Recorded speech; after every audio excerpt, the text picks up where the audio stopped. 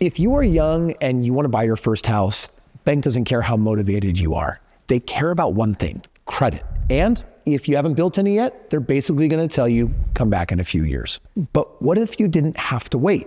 And what if there was a way to get started in real estate while you are still young, while you're in college, for example? Even if your credit file is basically empty, you're going to want to check this out. Listen, I built my entire portfolio while I was in college. And I can tell you this, if you start the right way now, you'll be on a financial path that your peers are going to envy 10 years from today. And in this video, I'm going to show you how to get into that real estate game, even if you haven't built any credit yet, without anything shady, and definitely set up so that your first move becomes the thing that builds everything else. Now, if you're a visual learner like me, you're going to want to be able to see the entire plan. So I've actually created a free infographic that goes with this content so that you can follow along. Click the link below and get a copy of it right now. Let's begin. Now, in today's video, there are 3 steps that basically are going to help you get into this first house. Step 1, this is called the 3% down game plan. So I want you to start by finding the right deal, which means go on to Zillow or Redfin, or you start hunting and then you drive neighborhoods looking for a for sale by owner sign, because those sellers are often more flexible and sometimes they're out of range and they think their home is worth more than it is, but often they think it's worth less. And what you're looking for is a layout that you can house hack, something like an older home near a college campus with 3 bedrooms. The biggest mindset shift is this: you're not buying a house, you're buying a strategy. Now, once you find a deal that fits, you've got to learn your numbers. This is what separates I have a dream from I have a plan. Because when you go to your parents, you don't want to show up with guesses and vibes. You want to show up with a real property and real math. And that's how you earn trust before you ever ask them to cosign. Wait, what is cosigning? Well, this is the first step to this ultimate hack. Because yes, when you buy a property, the bank wants a 3% down payment. And on a $300,000 home, that's $9,000, but they never said whose money it had to be. It might be yours, it might be someone else's. Next, they're going to want to see that you've had a job for a couple of years. But if you haven't, this is where co-signing comes into play. Because as long as someone has the down payment, and even if your credit isn't ready, but your parents have the job and the credit, basically the bank will allow them to co-sign, or you're going to sign on the home together. And really, the bank is going to be qualifying the home based on them, but they're going to add you to it, which basically lets you get on the mortgage and start building your credit. Thanks, mom and dad. So with that being said, here's the first number. It's the purchase price.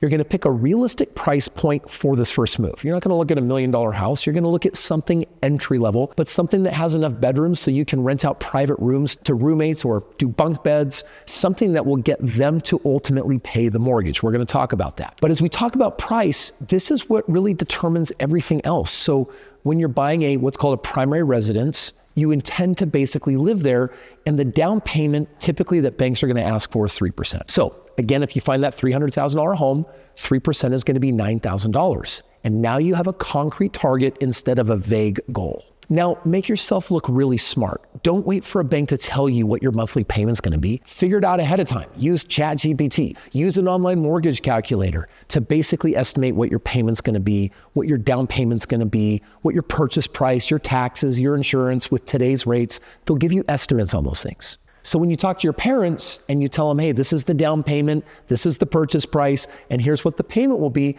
your parents are going to hear, my kid actually did their homework. Maybe I do want to co-sign with them. Next, you got to know rents in that exact area. Now, we're not going to rent out the entire house, but we're going to rent out rooms. So you got to find out, does a private room go for $600 or is it $400? You can use listings like Rentler, Facebook Marketplace, basically to do a little bit of research to figure out what private rooms, single rooms are going to rent for, or if it's a shared room. Because again, your whole strategy is built on roommates covering your mortgage. Now you run the most important number in real estate. It's called cash flow. Because if 2 roommates pay you $700 each, that's $1,400 a month that's coming in. And if the mortgage is, let's just say, $1,800 a month, now there's only $400 a month left. In which case you may want to bunk with someone and share a room, because that extra $400 may end up covering the rest of the mortgage, letting you live for free. And that's a game plan that your parents can get behind. So just so you're clear, not every deal is going to cash flow on paper positive.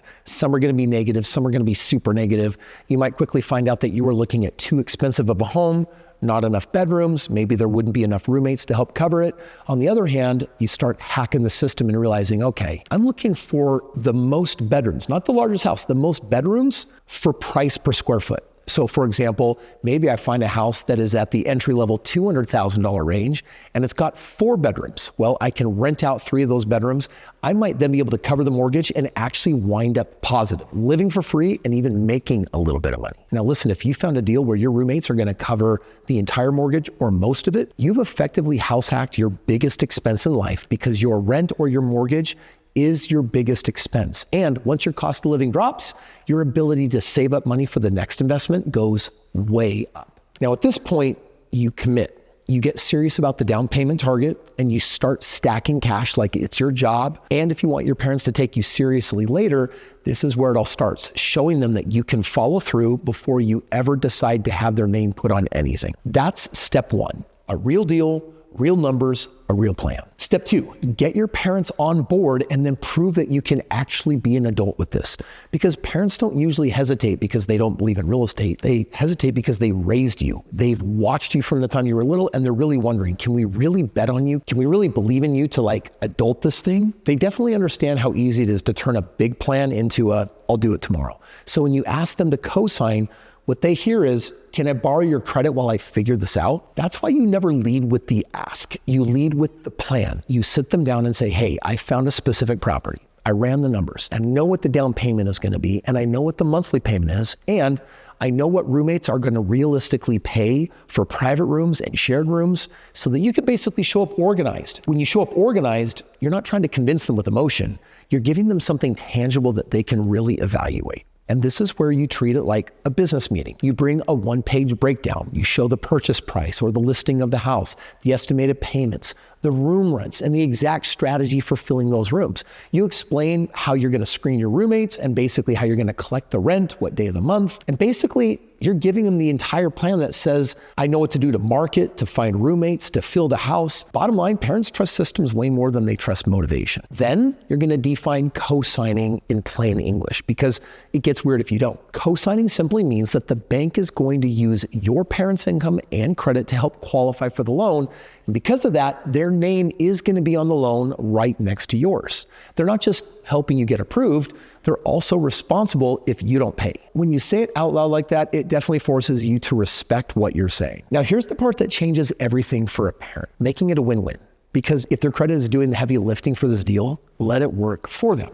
Once the roommates move in, the rent is flowing, you can basically cut them in on the cash flow or something as simple as a fixed amount every month while their name is on the loan, or honestly, their parents. Maybe they just want to help you get a great start in life, but you're not really looking for a favor. You really want to turn it into a partnership. So the easiest way that you can make that a partnership is say, hey, as this home goes up in value, we're going to take that appreciation. And when we sell this home down the road, we're going to split that. Well, now all of a sudden, this deal is starting to make sense for them because they could make tens of thousands of dollars in making this deal happen. And you also give them the off-ramp before they even ask for it. You basically tell them, hey, the goal is not to keep you on this loan forever. The goal is to build my payment history, strengthen my credit, and then I'm going to refinance you off of the loan because I'm going to qualify on my own. That helps parents relax. And when they can see an exit strategy, they understand this is not a permanent burden. Finally, if you want your parents to trust you, you've got to act like the kind of person who deserves trust. That means that you are early, you're prepared, you've got paperwork, you've got a timeline, and you've already started saving before you even bring it up. This deal is real estate, yes, but it's also a moment where you show your parents that you're ready to be an adult. All right, now we move on to step 3, the house hack with roommates. Basically, the goal is to get this property to pay for itself. So once you get the keys, you go straight into execution mode. This is where a lot of people mess up. They celebrate the purchase and then they slowly get around to the roommate plan. But if your strategy depends on rent covering the mortgage, then filling the rooms isn't optional. It is the whole game plan and you better get on it fast. So you want to start by making the house rent ready and basically roommate friendly. Clean, safe, presentable, that's going to win every time. And it doesn't require you to remodel the kitchen. You're not trying to impress a magazine. You're trying to attract solid roommates who are going to pay on time and don't bring chaos. A clean room, A clean bathroom and clear expectations will beat fancy countertops every single day. Now you list the rooms and you price them to move. You can do this on college campus. You can do this on online ads. Don't get greedy and create vacancies by asking for too much, because in most markets, a slightly lower price will generate roommates way quicker than a higher price. Your goal here is simple. It's consistent income, not a perfect number on paper. And then you're going to screen them like a business owner, because you are one now. That's what your house is. It makes you a business owner. You're checking references. You're looking at their job situation. You're setting house rules up front, and you're making sure that you're not living with someone who's going to turn your investment into a stress pool. This is not the time to be overly trusting, overly casual. Bad roommate decisions, well, that's how people start hating the game of real estate. So be very, very discerning, be very careful. Now, once the roommates are in, automate the basics so that you don't have to chase people. Use simple tools for rent collection. Put agreements in writing and set expectations on day one about noise and guests and cleaning and shared spaces. When you make it clear, you prevent drama. And when you prevent drama, you protect the deal. Now, here's what happens when you do this right. Your cost of living drops hard. If the roommates are covering the mortgage, you're living for free or close to it. And that means that you stop bleeding money every single month, just like every other human, just to exist. And you're starting to stack cash for your next move. Take those savings and don't splurge it. Don't blow it. Set them aside for that next property where you can literally do the same strategy again. Now, that's the real reason why this really works. It's not just that you bought a house. It's that you hacked your biggest monthly expense, which is housing. So instead of grinding for 5 years and trying to save up money for another down payment, you can sometimes do it again in just a year or two, because your living expenses, they are no longer eating your future. It's like having an extra $1,000 or $2,000 a month because your roommates are making those payments to you that you can put towards that next down payment. Now, after you've made payments and you've built history, something important changes. The banks start seeing you as someone who pays, and they're going to want to see that for about 2 years. Your credit file, it's going to strengthen. Your work history is going to grow if you're working during that time. Basically, you've got proof that you can manage a property responsibly. And that's when you often graduate, when you don't need your parents to co-sign anymore, because now you've built a track record to qualify with the banks entirely, completely on your own. Now, let's tie it all together. The reason this works is because it's not a random shot in the dark. It's a 3-part plan with a bridge at the beginning and independence at the end. You find the right deal. You know the numbers before you do anything else. You get your parents on board by treating it like a business and making it a win-win and not a one-sided favor. And then you house hack it with roommates so that the property pays for itself. And basically, it accelerates the next deal for you. You see, this is not about your parents.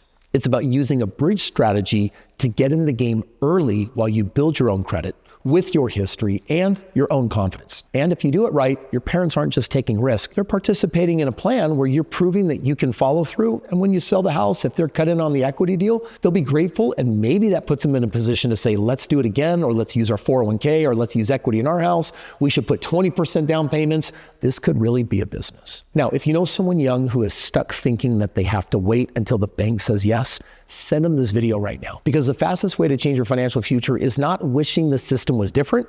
It's learning how to play the game smarter and starting right now. And if you haven't yet, grab that infographic that I was telling you about at the beginning. It's in the link below. It's free, and it's designed to give you the strategy so that you can execute it and remember all the important details.